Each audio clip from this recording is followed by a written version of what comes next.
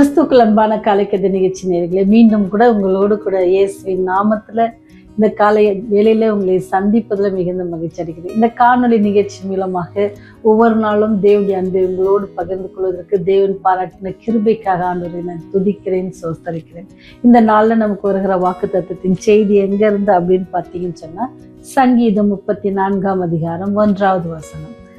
கர்த்தரை நான் எக்காலத்திலும் சோஸ்தரிப்பேன், அவர் துதி எப்பொழுதும் என் வாயில் இருக்கும் அப்படின்னு சொல்லி பாடினது யாருன்னா எல்லாருக்கும் தெரியும், தாவீது பாடுறாங்க. எக்காலத்திலும் அவரை நான் சோஸ்தரிப்பேன், அவர் துதி எப்பொழுதும் என் வாயில் இருக்கும்.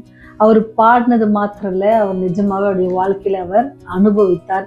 அதன்படியே என்ன செஞ்சார் சொன்னா, அவர் வாழ்க்கையில நடந்து காட்டினார். அவருடைய வாழ்க்கையில பார்த்தீங்கன்னு சொன்னா, கோலியாத்தை முறியடித்த போதிலும் சரி, அல்லது அரண்மனையில் இருந்த போதிலும் சரி, அல்லது தாவீது சவுலால் விரட்டப்படும் பொழுது, ஒரு தொல்லுப்பூச்சியை போல அவர் விரட்டப்படும் பொழுதும் சரி, எல்லா வேளையிலும் தாவீது கையாண்ட ஒரு காரியம் என்னன்னு சொன்னா, ஆண்டவரை துதித்து பாடினான்.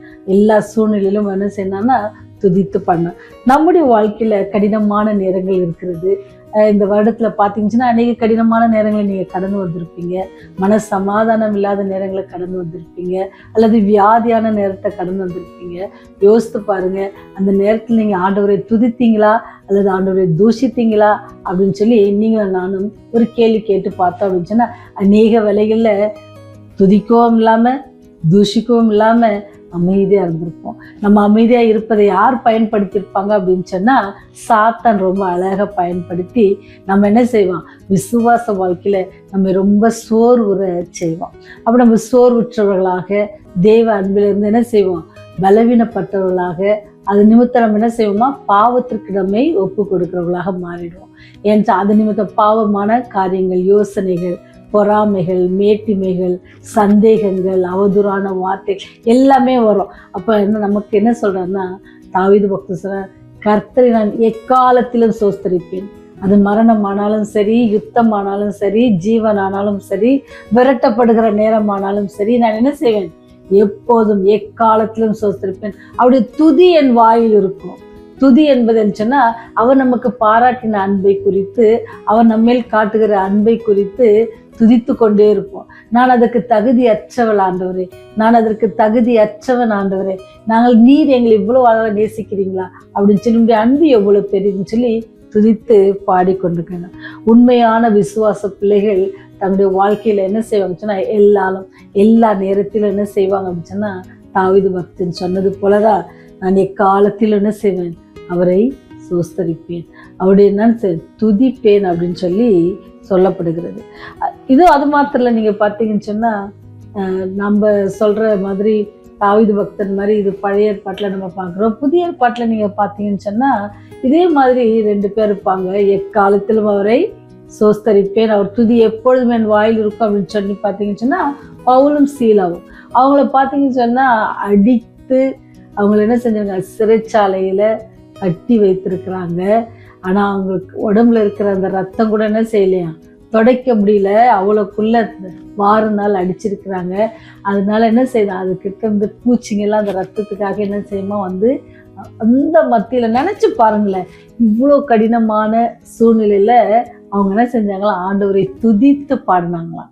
அவங்க அப்படி துதித்து பாடும்போது என்ன நடந்துச்சு அப்படின்னு பார்த்தீங்கன்னா, என்ன நடந்துச்சு, சிறைச்சாலை கதவு திறந்தது, பூமி அதிர்ந்தது, அங்க இருக்கிற எல்லாருடைய கட்டுகளும் அவிழ்ந்தது.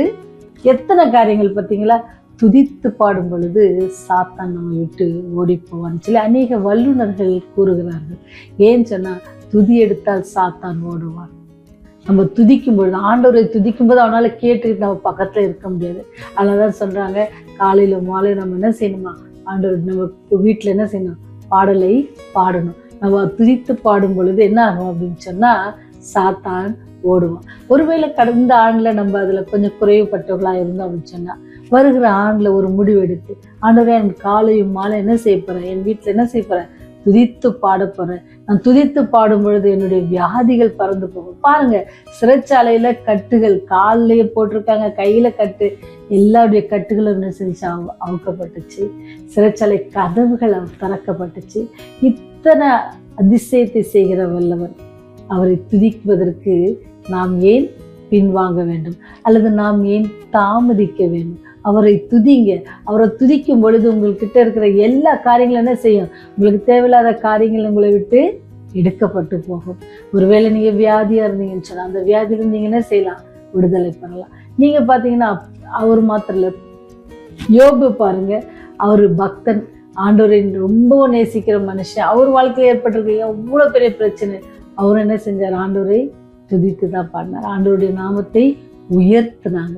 நீங்களும் நானும் அப்படி ஆண்டவருடைய நாமத்தை உயர்த்தோம்னு சொன்னா நம்ம வாழ்க்கையில தேவன் என்ன செய்வாரா? பெரிய அற்புதங்கள் செய்வார். எப்படி தாவீதோடு கூட இருந்த தேவன், பவுலும் சீலாவோடும் கூட இருந்த தேவன், யோபோடு கூட இருந்த தேவன், உங்களோடு கூட என்னோடு கூட இத்தனை நாட்களாக நம்மோடு கூட இருந்து நம்ம வருகிற தேவன், அவருடைய நாமத்தை நீங்க எப்படி வச்சிருக்கிறீங்க? தாவீது சொல்றார், நான் கர்த்தரை நான் எக்காலத்திலும் சோஸ்தரிப்பேன்.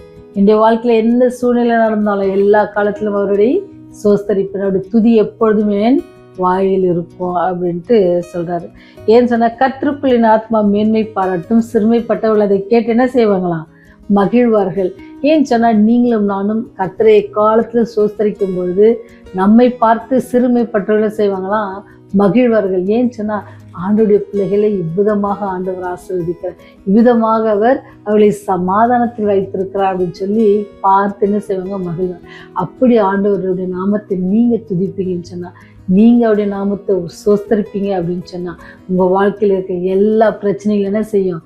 ஆண்டவர் நீக்கி போட வல்லவராக இருக்கிறார். ஏன்னு சொன்னா, பிரச்சனை கொடுக்கிற சாத்தான் நம்ம விட்டு ஓடி போகும் பொழுது பிரச்சனை இல்லாத நிம்மதியான, சந்தோஷமான, சமாதானமான ஒரு வாழ்க்கையை வாழ தேவன் நமக்கு கிருபை செய்வாராக. இன்றைக்கு நீங்க முடிவெடுங்க, நான் கர்த்தரை சோஸ்தரிப்பேன் காலத்திலும். அது மாத்திரம் இல்லை, அவருடைய துதி எப்போதும் என் வாயில் இருக்கும். அவரை எல்லாமே இந்த உலகத்துல நான் ஒன்றும் இல்லை அப்படின்னு சொல்லி உங்களை தாழ்த்தி ஆனத்தில் ஒப்பு கொடுப்பேன்னு சொன்னா, அவர் கொடுக்குற ஆசீர்வாதம் உங்களுக்கு தடைப்படாது. ஜெபம் செய்வோமா? இரக்கமுள்ளவரே, கிருபை நிறைந்தவரே, ஆண்டவரே, நீர் கொடுத்த சத்தியத்திற்காக நன்றி ஆண்டவரே, வாக்கு தத்துவத்திற்காக நன்றி ஆண்டவரே. நாங்கள் எக்காலத்திலும் உண்மை சோஸ்தரிக்கவும், எப்பொழுதும் நாமத்தை துதிக்கிற பிள்ளைகளாக இருக்கவும், சாத்தானை எங்களிருந்து அப்புறப்படுத்துகிற பிள்ளைகளாக உண்மை துதித்து அவனை அப்புறப்படுத்த நீர் எங்களுக்கு பலத்தை தாங்க சாமி. பாவிகளாக எங்கள் மேல் கிருபையா இருப்பதற்காக நன்றி ஆண்டவரே. இம்மட்டுமான எங்களை பாதுகாத்து பராமரித்து ஆசீர்வதித்து வருவதற்காக நன்றி செலுத்துகிறோம். பிள்ளைகள், பேர பிள்ளைகள் எல்லோரோடு கூட இப்படிய கரம் இருப்பதற்காக நன்றி செலுத்துகிறோம் சாமி. இந்த வேளையிலும் கூட மருத்துவமனையில் இருக்கிற பிள்ளைகளுக்காக ஜெபிக்கிறோம். அவருடைய மனசோர்வெல்லாம் நீக்கி போடுங்க. அவர் எடுக்கிற எல்லா ட்ரீட்மெண்ட்லும் இப்படிய கரம் இருந்த ஆண்டவரே, துரிதமாக ஆண்டவரே சுகம் பெற்று வீடு வரவும், ஆண்டவரே புதிய ஆண்டிலே அவர்கள் தங்களுடைய இல்லத்தில் இருக்கவும், ஆலயத்திற்கு செல்லவும், சந்தோஷ சமாதானத்தையும் காண நீங்க கிருபை செய்யுங்க சுவாமி. மனபாரத்தோடு பிள்ளைகளுக்காக வேண்டிக் கொண்டிருக்கிற தாய்மார்களுக்காக செபிக்கிறோம். தாய்மார்களை ஆசீர்வதிங்க, அவருடைய தேவைகளை சந்தித்தல்லுங்க. அவருடைய வேண்டுதலுக்கு நீங்க பதிலளிக்க வேண்டுமே பாட்டில கெஞ்சி கொண்டாடுகிறோம் சாமி. எல்லாவற்றுக்கும் மேலாக தகப்பனே, இந்த ராஜ்யம் அதி சீக்கிரமா இருக்கிறது ராஜா. அந்த ராஜ்யம் வரும் பொழுது நாங்கள் ஒருவரும் கெட்டு போகாதபடிக்கு இந்த நித்திய ராஜ்யத்துல உம்மோடு கூட நித்தியமாக வாழுகிற பெரிய ஸ்லாக்கியத்தை நீர் எங்களுக்கு தர வேண்டுமா? இயேசுவின் மூலம் ஜெபங்களை தாழ்மையோடு எடுத்துக்கொள்கிறோம். இரக்கமுள்ள பரமபிதாவே, ஆமென், ஆமென்.